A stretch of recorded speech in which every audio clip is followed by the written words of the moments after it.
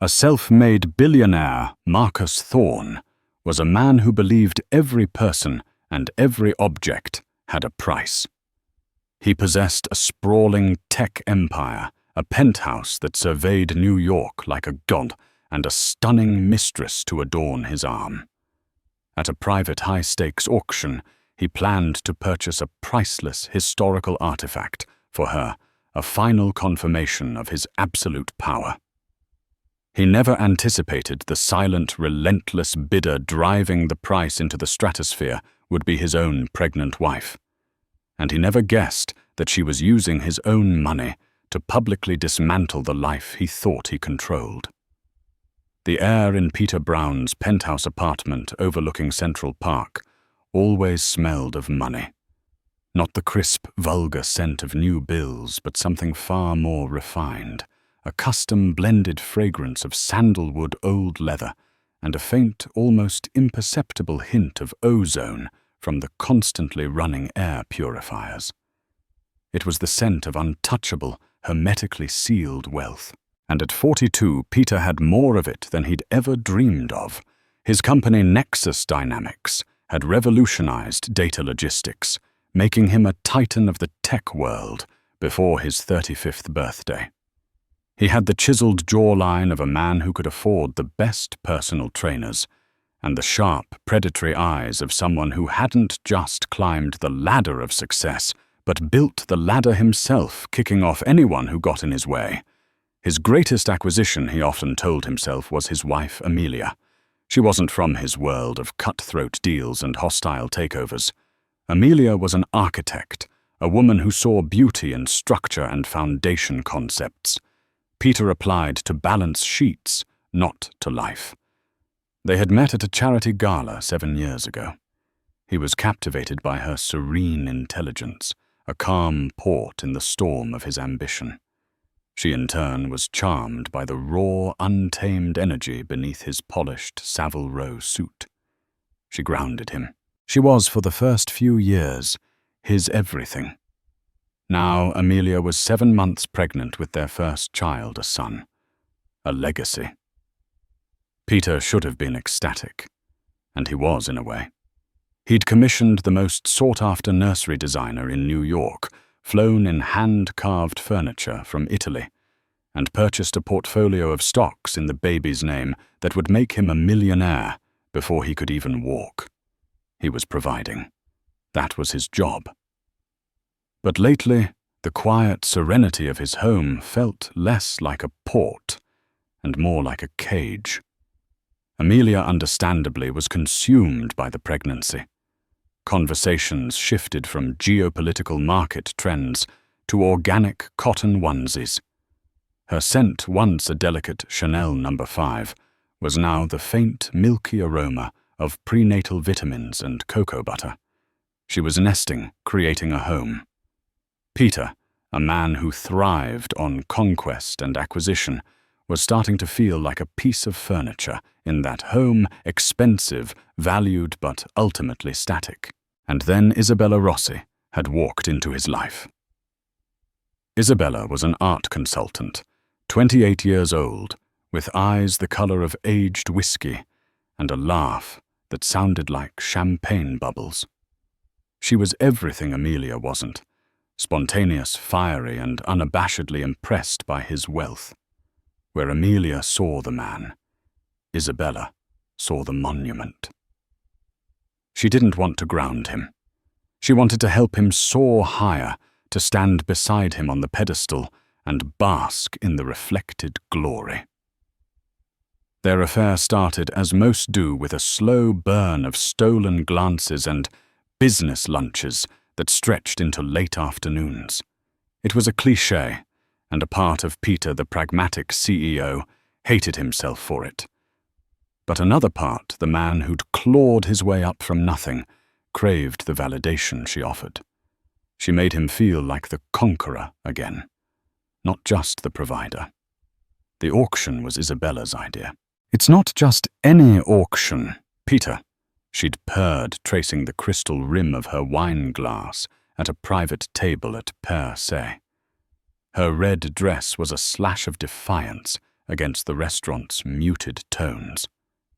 It's the Sterling Brown Gallery's annual Legacy Collection. Invitation only.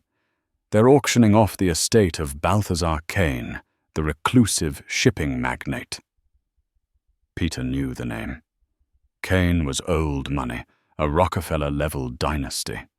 His collection was the stuff of legends. The centerpiece.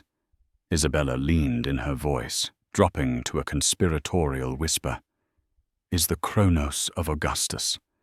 It's a one-of-a-kind Patek Philippe grand complication from 1928, commissioned by a Romanov exile. It's never been seen in public. They say it can track celestial movements with perfect accuracy for the next 500 years. It's not a watch, darling. It's a piece of history. It's a statement. Peter felt the familiar thrill the hunter's instinct. He could see it on his wrist, a testament to his power, an object of immense value that only a handful of people in the world could even dream of owning. And, he asked, though he already knew the answer. And, she smiled a slow, predatory curving of her lips. It would look perfect on you. Imagine the whispers. Peter Brown, the man who owns time itself. It was a masterful manipulation, playing directly to his ego. It was also the perfect opportunity. Amelia was scheduled to visit her mother in Boston that weekend. A final trip before the baby made travel impossible. I have to go to Chicago, he'd told Amelia that Tuesday, casually over a breakfast of gluten-free toast and avocado he couldn't stand. A last-minute emergency board meeting with the Nexus Midwest branch. Amelia looked up from her copy of What to Expect When You're Expecting. Her gaze was steady, her blue eyes clear and searching. For a moment, Peter felt a pang of guilt so sharp it was like a physical blow. He was looking at the mother of his son, a woman whose only crime was loving him and lying to her face. "Oh, that's sudden," she said, her voice even. "Is everything all right?" "Just a hostile takeover bid on one of our subsidiaries. I need to be there to handle it personally, crush it before it even begins." He used the language of power, the dialect he knew best. It always worked. "Of course," she said, folding a corner of the page. "Just be safe, Peter. Don't let them run you ragged. We need you." "We." The word hung in the air between them. He kissed her forehead, the skin soft and warm. "I'll be back Sunday evening," he promised. "I'll call you every night." The guilt gnawed at him, but the thrill of the hunt, the intoxicating promise of Isabella and the Chronos of Augustus, quickly burned it away. He was Peter Brown. He could manage a business empire, a wife and a mistress. He could have it all. He just needed to keep the worlds from colliding. Amelia Brown was not a fool. She had spent 7 years married to a man whose mind operated like a supercomputer processing angles and outcomes at lightning speed.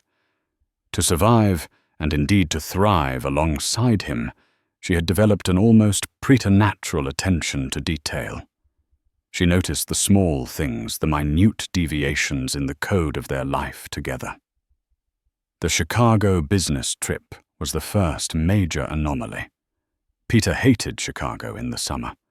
He loathed the humidity and always complained about the O'Hare traffic. For him to volunteer for a trip was unusual. For it to be a last-minute emergency was even more suspect.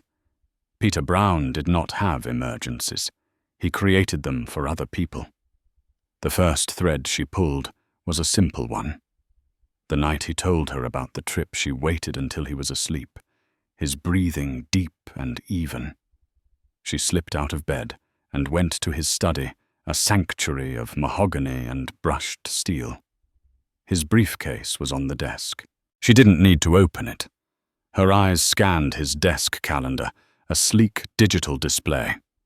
The weekend was marked Blocked Personal, not Nexus Midwest or Chicago Meeting, just personal. It was a small thing, but it was a start. The next day, while her driver, a stoic man named Frank, who had been with her for years, took her to a prenatal yoga class, she made a call.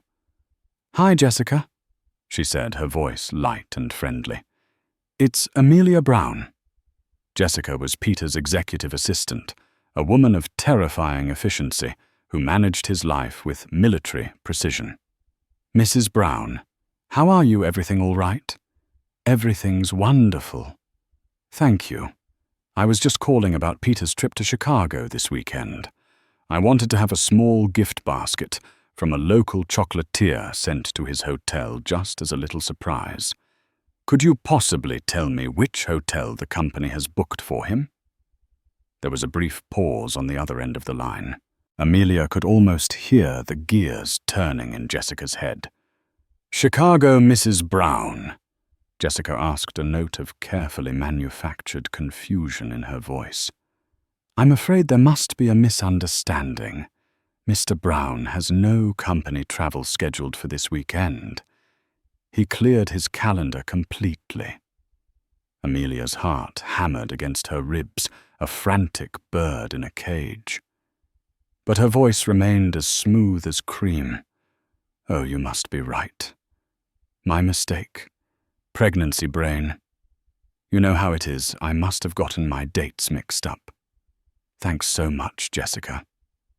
She hung up. The lie was no longer a suspicion. It was a fact. There was no Chicago. There was no board meeting. There was only a void, a black hole in his schedule, labeled personal. That evening, the sickness that had plagued her first trimester returned with a vengeance. But it had nothing to do with the baby. It was the bitter taste of betrayal. She watched Peter across the dinner table as he talked about the upcoming negotiations, crafting a fiction so detailed, so convincing, that she almost doubted her own discovery. He looked into her eyes, his own filled with a perfect simulation of sincerity, and she realized with a chilling certainty he was very, very good at this. The real breakthrough came from an unlikely source: their finances. Peter had given Amelia full access and power of attorney over their joint accounts years ago. It was a grand gesture of trust, a way of saying, "What's mine is yours." He assumed she never looked that she left the details to their wealth manager, a stuffy man named Mr. Abernathy. But Amelia the architect understood that a strong foundation requires regular inspection. Once a month she would review their statements, not out of suspicion but out of a sense of partnership. Lately she had noticed a pattern, a new credit card, one she didn't recognize, linked to their primary checking account. A platinum Amex with a different billing address, an office suite Peter kept downtown for private meetings. The charges were a road map of his infidelity.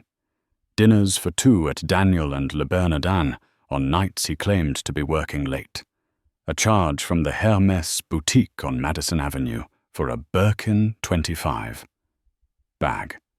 A bag she had certainly never received. Hotel charges from the Carlyle, always for a single night midweek. The pain was immense, a physical weight that made it hard to breathe. It felt like the floor of her carefully constructed life had fallen away, leaving her suspended over an abyss. She cried for an entire afternoon, her body shaking with sobs that racked her pregnant frame.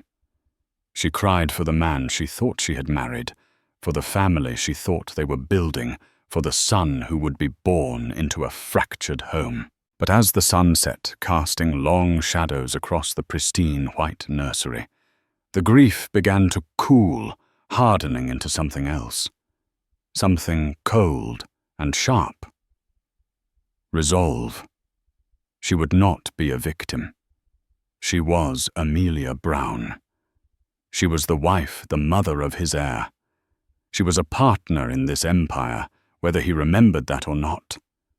She would not scream or throw things. That was what he would expect. A hysterical pregnant woman. An emotional liability. No, she would be strategic. She would be silent. She would use the very tools of his world, money, power, and information against him. That night, she logged back into their online banking portal. She saw the new Amex. But she also noticed something else. Something Peter in his arrogance had overlooked. In preparation for a large purchase, he had been liquidating some smaller stock holdings and transferring the cash into their main joint checking account. Over the past 2 weeks, nearly $10 million had been moved, sitting there liquid and accessible. He was preparing to buy something big. What was he buying for his mistress? A car, a penthouse. Her mind went back to the misplaced briefcase, to his study. This time she wasn't looking for a calendar. She booted up his personal laptop. It was password protected, of course. But she knew the password. It was Andromeda 7, the name of the galaxy he'd shown her through a telescope on their first anniversary, the 7 for the number of years they'd been together. The irony was a bitter pill. His search history was a revelation. Balthazar Kane Estate, Sterling Brown Gallery Auction, Patek Philippe Chronos of Augustus, exclusive New York auctions. And there it was, a downloaded PDF of the auction catalogue tucked away in a folder labelled Personal Investments. She scrolled through the glossy pages, her eyes scanning past Faberge eggs and Renaissance paintings, until she landed on Lot 47. The Chronos of Augustus.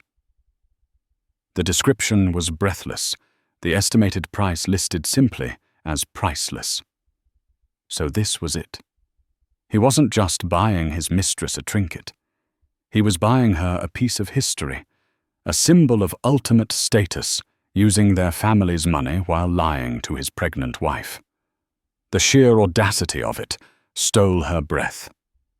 A plan began to form in Amelia's mind. It was daring, it was audacious, and it was terrifying. It was a plan Peter himself might have conceived to crush a business rival. She would not confront him. She would not stop him. She would let him walk right into the trap he had inadvertently set for himself. First, she called Mr. Abernathy, their wealth manager. Mr. Abernathy, Amelia Brown here. I hope I'm not disturbing you. Not at all, Mrs. Brown. A pleasure. How can I help? I'm looking at our main joint checking account, she said, her voice steady and professional. I see a rather large liquid balance. With interest rates where they are, it feels inefficient. I'd like to move $9.5 million into the high-yield escrow account we set up for the baby's trust. Can we do that today? The escrow account was another one of Peter's grand gestures, set up in such a way that funds could be deposited easily, but required a far more complex dual authorization process to be withdrawn. He had given her sole authority to make deposits. He never imagined she'd use it like this. Of course, Mrs. Brown, Abernathy said. An excellent and prudent decision. I'll execute the transfer immediately. It should be cleared by tomorrow morning.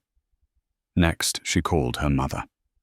Mum, I'm so sorry I have to cancel this weekend. Something's come up with the nursery design, a real emergency. I have to be here to supervise. The lie felt slick and easy on her tongue. She was learning. Finally, she made one last call. Sterling Brown Gallery, how may I direct your call? I'd like to speak to someone about registering to bid at the Legacy Collection auction this Saturday. Amelia said, her voice dropping into a cool, authoritative tone she had learned from her husband. Certainly. May I have your name? The name is Brown. Mrs. Amelia Brown. A moment of silence. The power of that name, her name was immediate. "Of course, Mrs. Brown. One moment, please." She would go to the auction. She wouldn't hide in the shadows. She would sit where everyone could see her, and she would let her husband play out his pathetic little fantasy. Then, when the time was right, she would remind him and everyone else in that room exactly who she was. The sterling brown gallery did not merely occupy its limestone mansion off Fifth Avenue. It inhabited it, a symbiotic fusion of architecture and art that radiated an almost religious reverence for wealth. The air itself felt curated heavy with the scent of aged wood beeswax polish and the faint floral perfume of the city's most powerful women. As Peter Brown and Isabella Rossi ascended the grand marble staircase, they moved through a canyon of masterpieces. A brooding Rothko canvas hung on one wall, its deep reds seeming to absorb the low golden light. Further on, a Giacometti sculpture, skeletal and stark, cast a long, lonely shadow on the polished floor. The hushed murmur of the guests was a symphony of influence, a blend of English, French, and Russian, where names of corporations were dropped as casually as names of friends. Peter, clad in a Tom Ford tuxedo so perfectly tailored, it felt like a second skin, navigated the room with practiced ease. He was in his element, a predator in a jungle of his own making. On his arm, Isabella was a blaze of emerald silk. Her dress, a daring creation, by a designer so exclusive he only worked by referral, was designed to command attention. She was not just an accessory. She was a statement of Peter's virility and taste, a living trophy that declared he could have whatever and whomever he wanted. "Look at them," she whispered, her voice a low thrum of excitement against his ear, her eyes scanning the crowd with an appraiser's keenness. "That's Dmitry Volkov, the Russian oligarch. They say he bought a private island last month, just to dock his new yacht. And there, talking to the senator, is Cecilia Dupont. Her family practically owns half of Delaware. This is it, Peter. This is the real center of the universe." He smiled, a confident, proprietary smirk. "They're just people, Isabella. People who put their trousers on one leg at a time." It was a lie, of course. They were Titans' gods on a mortal plane, and he had fought tooth and nail to become one of them. Showing her this world, seeing her awed by it, was a potent aphrodisiac. It reaffirmed his own power. They took their seats in the third row. A waiter, moving with ghostly silence, appeared at his elbow to offer champagne. Peter took a flute of Dom Perignon for himself and one for Isabella, who accepted it with a triumphant smile. He was given his bidding paddle, a heavy lacquered black placard with the number 88 embossed in brilliant gold. 8, a number of wealth and prosperity in Asian cultures doubled for maximum effect. He felt a primal surge of confidence. Tonight, he was invincible. He settled back, surveying the room. It was then that he felt it, a subtle shift in the atmosphere, a prickling on his skin. The primitive instinct of being watched. He scanned the front rows, the Siedl, the faces he knew and the ones he didn't. Nothing. He dismissed it as a flicker of nerves, the adrenaline of the impending hunt for the Chronos. He turned his attention back to Isabella, leaning in to whisper something witty in her ear. As he did, his gaze drifted past her shoulder over the heads of the fourth row and landed on a figure in the fifth. And the world stopped. It wasn't a sudden stop. It was a slow, grinding deceleration, as if reality itself had been plunged into thick tar.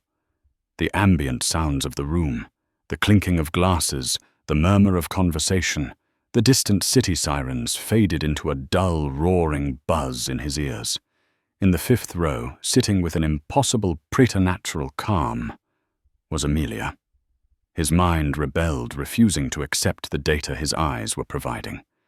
It was a glitch in the matrix, a waking dream. Amelia was in Boston, or so he believed. She was supposed to be nesting, comparing swatches for the nursery, immersed in a world of domesticity that was 1,000,000 miles away from this temple of avarice. Yet there she was. She wasn't dressed for a confrontation. She wore a simple, sleeveless navy blue gown of heavy silk that fell in elegant folds over her 7-month belly. Her only jewelry was a single strand of pearls he'd given her on their first anniversary a lifetime ago. Her hair was swept back in a classic chignon, revealing the graceful line of her neck. She held a glass of sparkling water, its bubbles catching the light. She looked serene, beautiful, and as terrifyingly out of place as a saint in a casino. A cold sweat broke out across his forehead and the back of his neck, chilling him to the bone. Every muscle in his body tensed. He felt exposed, naked, a spotlight shining on his guilt for the entire world to see. Peter, what is it? You look like you've seen a ghost. Isabella's voice, sharp with concern, sliced through his paralysis. She followed his petrified gaze. Her eyes, accustomed to scanning for power and influence, initially dismissed the quiet, pregnant woman. Then she registered the laser focus of Peter's stare, and her own gaze sharpened with suspicion. Who is that woman? The lie came automatically, a pathetic reflex from a cornered animal. No one. He croaked his throat suddenly, as dry as desert sand. He tore his eyes away from Amelia, forcing himself to look at Isabella, but his focus wouldn't hold. She's an architect from a charity board I used to sit on. I haven't seen her in years. Isabella's perfectly sculpted eyebrows drew together. She wasn't a fool. She had clawed her way into this world by reading people with ruthless accuracy. A charity board acquaintance, you look like she just announced she's the IRS. She glanced back at Amelia. She's looking this way. Amelia wasn't looking at them. That was the most terrifying part. She was looking towards the stage, her profile calm and regal. Her presence wasn't an accusation. It was a fact. An unmovable, undeniable truth that had just manifested in the middle of his carefully constructed fantasy. The confidence that had buoyed him moments before now dissolved, leaving him feeling hollowed out. His bravado replaced with a gnawing, sickening dread. How could he do this? How could he raise a paddle to spend millions on a bauble for his mistress, while his pregnant wife sat there, a silent watching monument to his betrayal? The auctioneer. A man named Julian with a mane of silver hair and a voice that dripped with old-world charm, stepped up to the podium. Ladies and gentlemen, welcome. It is my distinct honor to preside over the auction of the Balthazar Kane Legacy Collection. The auction began. A delicate Monet landscape, a set of diamond earrings once owned by a duchess, a blood-red 1961 Ferrari 250 GT California Spider. The bids flew millions of dollars exchanged with the flick of a wrist. Peter sat through it all in a daze. He feigned interest, but his entire being was focused on the woman in the 5th row. His mind raced, constructing and discarding scenarios. Had she followed him? Did she hire a PI? Was she here to cause a scene, to stand up and scream at him? But that wasn't Amelia's style. Her silence was her weapon, and it was currently flaying him alive. Peter, are you even paying attention? Isabella hissed, nudging him sharply. A pair of exquisite Art Deco sapphire cufflinks were up for sale. You should get those.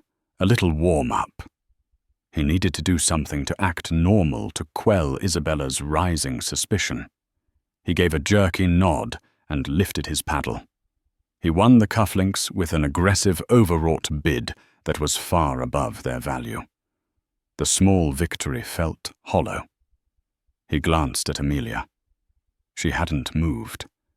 She hadn't even blinked in his direction. Finally, the moment arrived. "And now, ladies and gentlemen," Julian's voice boomed with theatrical reverence, "the crown jewel of the Kane estate, a piece of history, a miracle of micro-engineering, a legend in the world of horology. Lot 47, the one and only Chronos of Augustus." A reverent hush fell over the room. Two attendants, looking like surgeons in their white gloves, carried a glass case to the center of the stage. Inside, nestled on a bed of black velvet, was the watch. It wasn't large, but it commanded the stage. Its platinum case shone with a soft lunar glow, and its face was a dizzying, beautiful cosmos of tiny spinning dials, moon phases, and impossibly intricate hands. Commissioned in 1928 by a fleeing Romanov prince, crafted in secret by the masters at Patek Philippe, this grand complication was thought to be a myth for nearly 50 years. Julian narrated. It features a perpetual calendar, a minute repeater, a star chart calibrated to the skies over St. Petersburg, and is said to be accurate for 500 years. It is without exaggeration a singular masterpiece.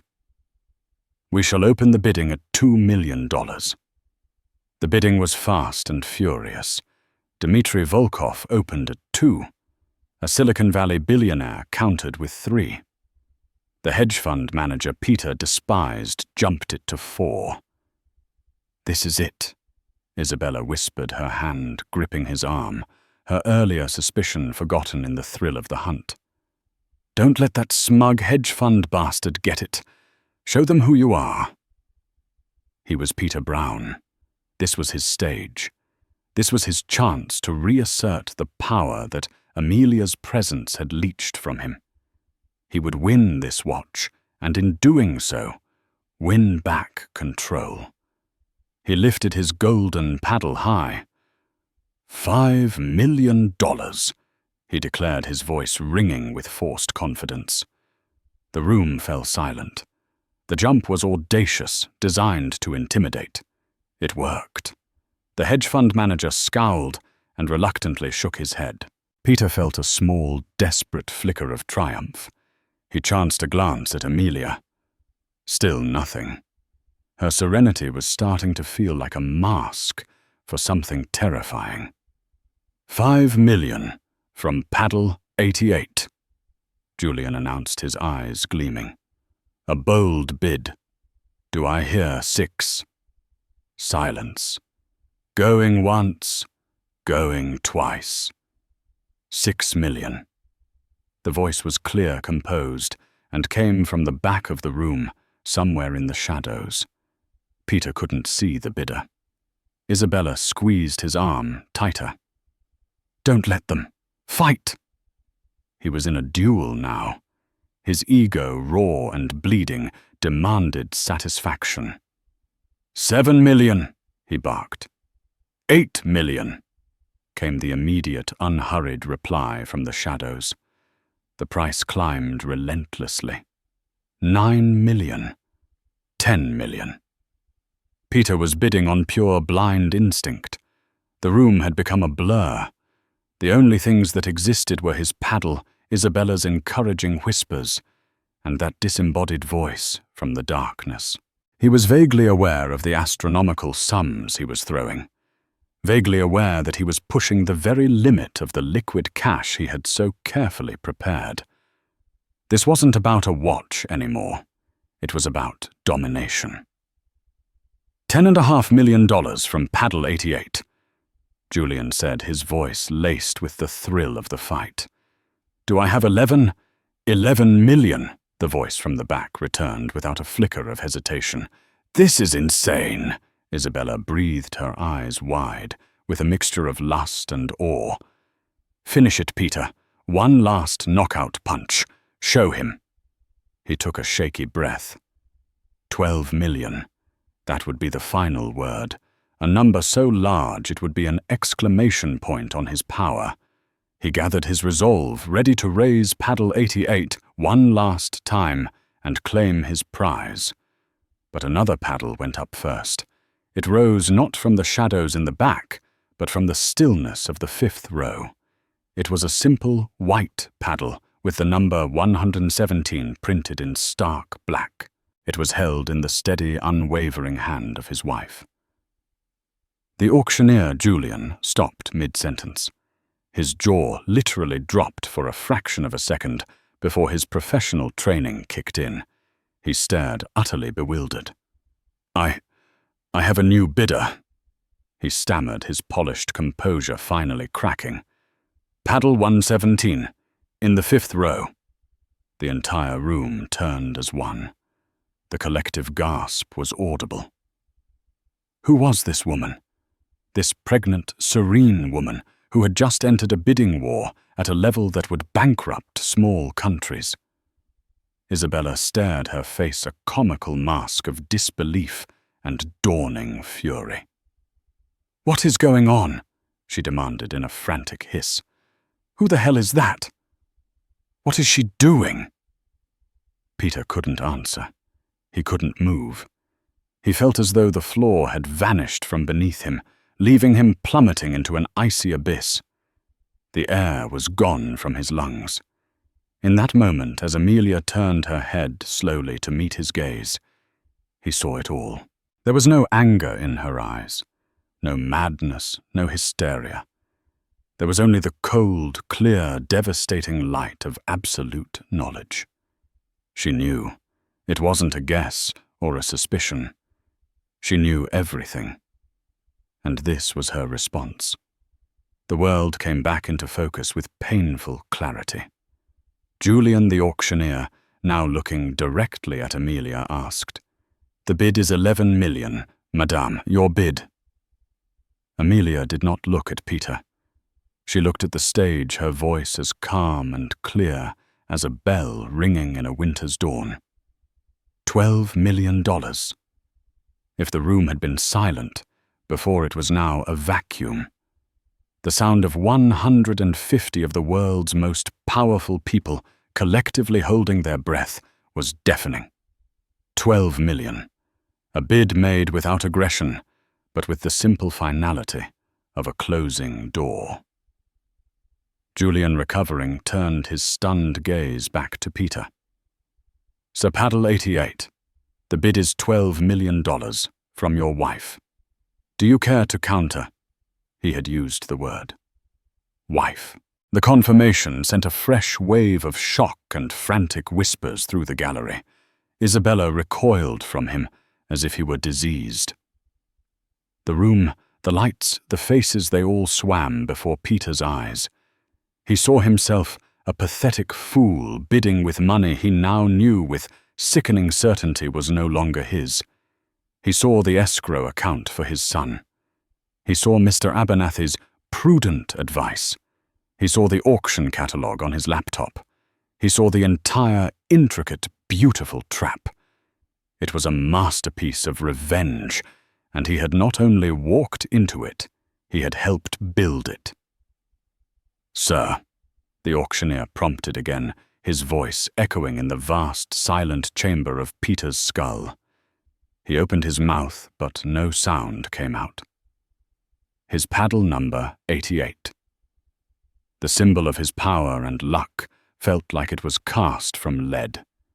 He could not lift it. He could only sit there, pinned to his seat by the weight of his own stupidity, frozen in the spotlight of his public undoing. Julian looked from Peter's pale, frozen face to Amelia's calm, waiting expression. He needed no more confirmation. He lifted his gavel. "Going once." Peter saw Isabella's face contort from disbelief into pure, white-hot fury. "Going twice." He saw the pity and scorn on the faces of his rivals. "Sold." Julian's voice boomed the crack of his gavel like a gunshot. "For $12 million to paddle number 117. Congratulations, Mrs. Brown."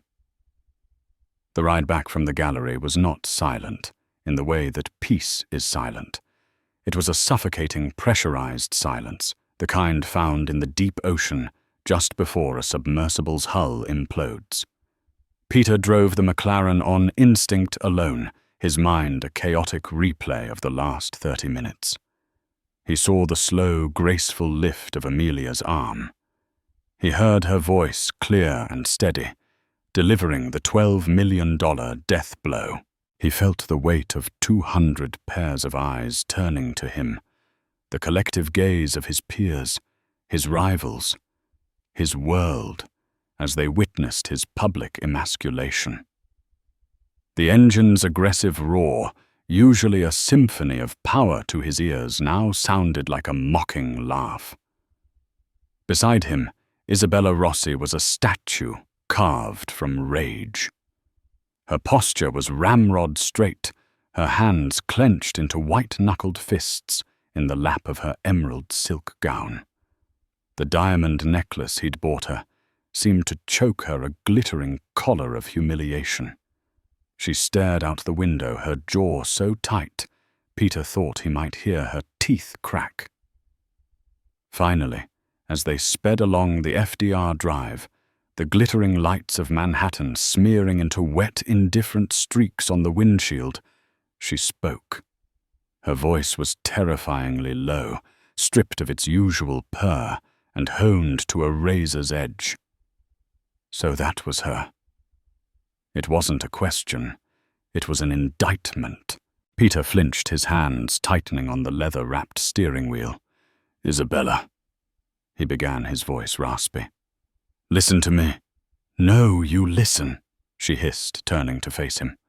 Her whiskey-colored eyes, which had once looked at him with fawning adoration, were now blazing with pure, unadulterated contempt. "Someone you know from a charity board. A casual acquaintance. You stood there and lied to my face while your pregnant wife was sitting 20 feet away, preparing to gut you like a fish. I didn't know she would be there." "How could I possibly have known?" he pleaded, the excuse sounding feeble and pathetic even to himself. "Oh, I don't care what you knew," she shot back, her volume rising. "I care what you did, or rather what you didn't do. You just sat there. You froze. You let her walk all over you, all over us. Do you have any comprehension of the scene you just created? By tomorrow morning, every blog, every society page, every group chat from the Hamptons to Palm Beach will have the story. Peter Brown, the tech titan, brought his little tramp to a high society auction, only to have his pregnant wife show up and financially castrate him with his own money. That's the headline, Peter. And who do you think is the tramp in that story? Every word was a perfectly aimed dart puncturing the fragile remnants of his ego. He had thought of Isabella as a prize, a beautiful accessory to his power.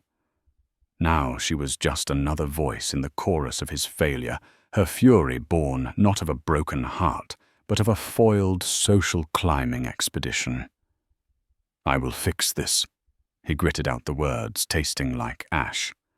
"I'll release a statement. My PR team." She let out a laugh, so sharp and mirthless it made him shudder. "Your PR team. You think you can spin this? You can't. This wasn't a business deal gone wrong. This baul was Shakespearean. You were brought down by the one person you thought you had under your thumb, the quiet little wife at home. God, you probably told me she was boring, didn't you? That she didn't understand your world. Well, she seems to understand your bank account better than you do." He had told her those things. In moments of arrogance fueled by wine and her flattery, he had painted Amelia as a domestic, simple creature, incapable of navigating the complexities of his world. The memory now burned with shame. He pulled the car to a screeching halt in front of her Soho apartment building. The rain had subsided to a miserable drizzle. He couldn't bring himself to look at her, I'll call you tomorrow." He mumbled a desperate, reflexive gesture. "We'll figure this out." Isabella turned her face, a mask of cold finality. She reached up and, with a vicious tug, unclasped the diamond necklace. She held it in her palm for a moment, before dropping it into the center console with a clatter that sounded deafeningly loud. "Don't bother," she said, her voice chillingly calm now that the decision was made. "I was looking for a partner, a king. What I saw tonight was a court jester whose allowance had just been cut off by his mother. You're not powerful, Peter. You're just a man who had a temporary line of credit from his wife. That line has been closed. Permanently." She got out of the car, slamming the door with a resounding thud that echoed his own hollow heart. He didn't watch her go. He just stared at the glittering necklace, a $12,000 reminder of how cheap his grand gestures now seemed. The affair, his thrilling escape from the gilded cage, was over. It hadn't ended in tears or passion, but in a brutal transactional dismissal. He had been weighed, measured, and found wanting. The drive to his own penthouse was a journey through a foreign country he once called home. The familiar landmarks of his success. The soaring Nexus Dynamics Tower, the banks whose executives fawned over him, the luxury storefronts where his name commanded immediate respect, all seemed to mock him. He was a fraud, a king ruling a phantom kingdom. He had believed his power was innate, a product of his own genius and will. He was only now beginning to understand that much of it was propped up by the silent, steady foundation Amelia had provided. A foundation he had been actively trying to shatter. The private elevator opened directly into the penthouse foyer. The silence that greeted him was absolute. The custom sandalwood fragrance was gone, replaced by the sterile, neutral scent of cleaning products. It smelled like a hotel, impersonal, transient. Amelia was in the grand living room, seated in a high-backed armchair. She wasn't reading or watching television. She was simply sipping a cup of what looked like chamomile tea held in her hands. Her posture, the picture of regal composure. Her gaze was fixed on the wall above the fireplace. Peter followed her eyes and felt a fresh wave of nausea. The massive commissioned painting, a turbulent, stormy seascape by the artist Gerhard Richter that he had bought her for their 5th anniversary, was gone. All that remained was a stark white wall and the hook it had hung on. He found his voice a dry rasp. "The painting. Where is it?" "In storage," she said, not looking at him. Her voice was devoid of emotion. "I couldn't stand to look at it anymore. You always said it represented your ambition, the chaos you tamed. I see now it was just a storm, and I no longer wish to live inside one." He collapsed onto the vast white sofa opposite her, the plush cushions offering no comfort. He felt like a man on trial awaiting his sentence. "Amelia, please, talk to me. Tell me how you knew. Why you did this." She finally turned her head, her blue eyes meeting his. They were clear, lucid, and held no trace of the woman he thought he knew. The adoring wife was gone. In her place was a CEO, a strategist, a woman he had never truly met. There was no single moment of discovery. "Peter," she began, her tone maddeningly patient, as if explaining a complex problem to a child. "There was just a slow accumulation of data. You're a man of patterns, and your patterns changed. You became careless. You assumed I was too distracted by choosing stroller fabrics to notice a new high-limit American Express card linked to our accounts, the one billed to your private downtown office." She took a sip of her tea, letting the silence stretch. "I saw the charges. Dinners for 2 at Per Se on nights you were closing a deal. A suite at the Carlyle, a hotel you've always hated for entertaining clients. A $200,000 charge at the Hermès boutique for a Birkin bag I never received. It was a very clear, very expensive story.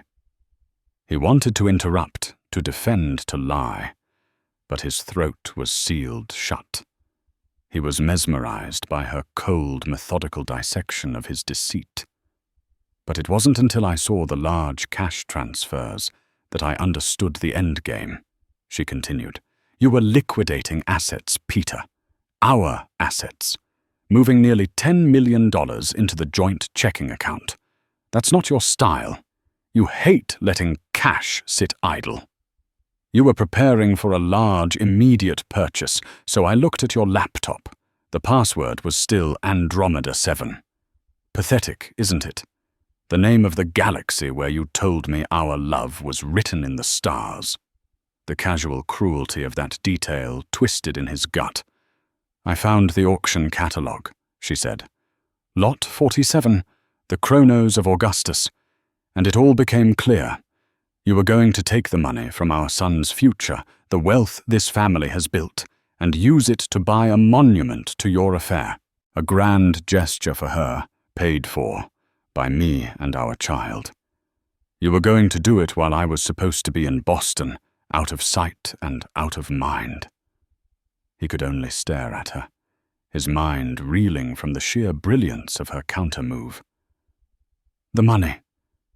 When I bid, it wasn't there. No, it wasn't, she confirmed with a slight, almost imperceptible nod. I called Mr. Abernathy on Wednesday. I told him I was concerned about such a large sum sitting in a low-yield account. I instructed him to move $9.5 million of it into the baby's escrow trust, a perfectly logical, prudent financial decision. You gave me that power, Peter. You signed the papers yourself. You thought it was a gesture of trust. You never imagined it could be used as a weapon. The full, horrifying scope of his defeat washed over him. She hadn't just outsmarted him. She had used his own tools, his own arrogance, his own gestures as the instruments of his humiliation. To do that in public, Amelia, he whispered, his voice cracking with the agony of his shredded pride. In front of everyone. It was a public execution. She placed her teacup down on its saucer with a delicate click. An execution, she mused, her voice still unnervingly calm. No, Peter. It was a hostile takeover bid. You and your associate were attempting to acquire a valuable asset using funds improperly leveraged from the parent company. I, as the majority shareholder and acting CEO of this family, simply blocked the acquisition and reallocated the funds. It was just business. You of all people should understand that. She stood, then a slow, deliberate movement. She was the embodiment of power, and it had nothing to do with money.